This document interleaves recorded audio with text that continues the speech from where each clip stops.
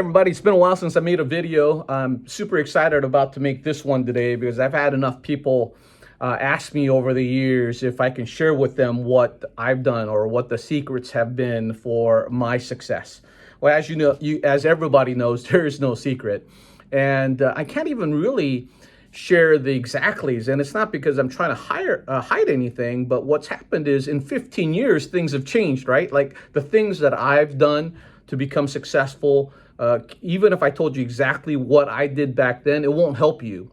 What will help you possibly is sharing with you some concepts, right? Some concepts that I think is true, some concepts I think that could help you build a successful online business. So the first thing I picked out was pick a niche or pick a niche. I don't know what the proper pronunciation is depending on what part of the country you're from, but instead of picking something massive, instead of picking, for example, let's say you're a brand new guy and you're trying to enter the market. Instead of picking, for example, I'm going to make something for trucks. Well, that's a big market, right?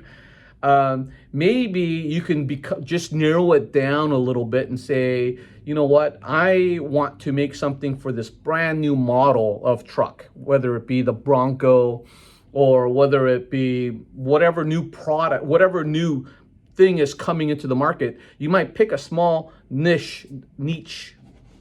I'm gonna get screwed saying that word, but pick a niche that resonates with you, right? And so, for example, most people know me for Rainier Arms. I started that company 15 years ago. And right now, the black rifle market is massive. It's huge. It's so big. It'd be a tough market to crack into. People still do it. People are still successful, but it's just very difficult, right? To tackle that. But at the time when I started in the industry, the market was much, much smaller. There wasn't a lot of players in the business. And so it was a lot easier to get into the market, number one. And number two, I even narrowed my niche even smaller. I said, instead of just doing all black rifles, I want to just focus on high-end black rifles.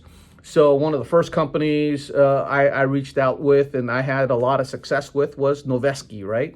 John and I became good friends, and he was a nobody making barrels out of his garage. I was a nobody selling his barrels in my garage, right? And so what I would say is pick a niche that is a much smaller, kind of a fine-tuned thing that you can go into. Second of all, find out where your customers are. When I started the business, the customers were at one place called ar15.com.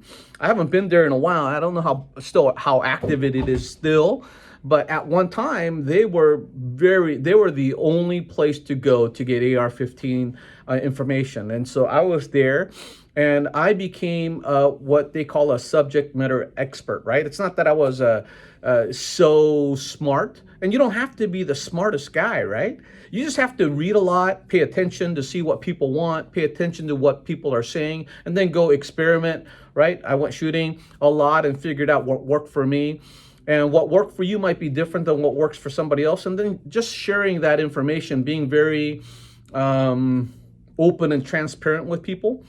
And what I found is, and this is the true, whether it's on AR-15 or Facebook or Instagram, I would say the vast majority of the enthusiasts out there they spend more time talking about it than actually doing it, right? And so it doesn't take a whole lot to become an expert in that space, right?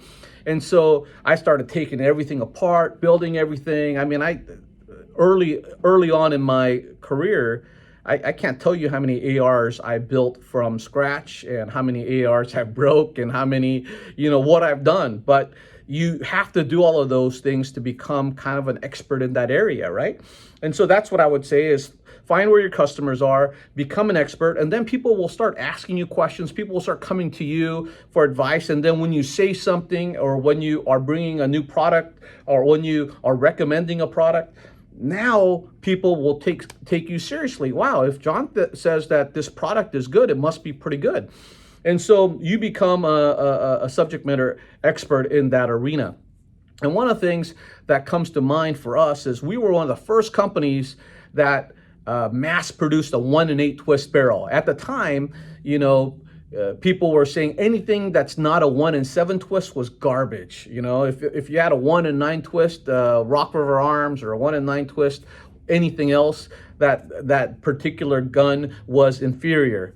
And that simply wasn't the case. I mean, they had the 1 in 7 twist to stabilize the tracer round, and most bullets out there actually perform better in a 1 in 9. You can't really say that.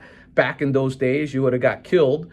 But what we did was we introduced the 1 in 8 twist. We just talked about some of the benefits of it. We showed, you know, some of the benefits with video and talked about it.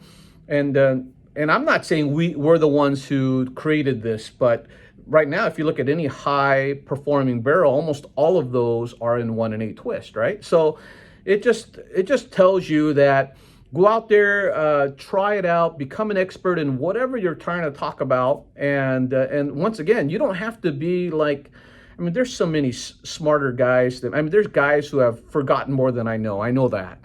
But if you just know enough and you go out there and you can share that information with sincerity, then people will start believing you, all right? And then the last thing I would say is, once you pick a niche, and once you find out where your customers are, and once you start becoming kind of the expert in that area, and people are starting to look to you towards influence, just be consistent, right? That's the only thing that happens, is when you're consistent and persistent. Just like, you know what, every day I'm going to go on and I'm going to post and I'm going to read and I'm going to do this consistently. And don't look at the results. And this is where most people fail. Most people fail because they keep on saying, God, I've been doing this for 6 months. I've been doing this for a year, and nobody really cares what I say. Nobody paying attention to what I say, and they just give up. Don't do that. Just don't worry about your followers. Don't worry about any of that stuff. Just be consistent. Every day, just post, right? Every day, just read. Every day, consumer information, learn, post, and just be consistent in your space. Right? If you do that long enough, I promise you, someday you will find some results. And it doesn't have to, it could be any industry, right? It could be creating a YouTube channel. I haven't created one really. I probably should one of these days. And maybe I would learn how to do some of these things. It's not that high on my priority list, but if that's one of your priorities, just be consistent. Like every week I'm going to do 2 YouTube videos, and I'm just going to be consistent with it. And you know what? Eventually you'll probably make good videos, unlike mine. But hopefully this video finds you well. Hopefully you've seen kind of, I wouldn't say secrets, but hopefully you can see kind of my thinking when I'm starting something, or I'm trying to coach somebody on starting something. And I hope you guys have a fantastic week and fantastic holidays. All right, take care.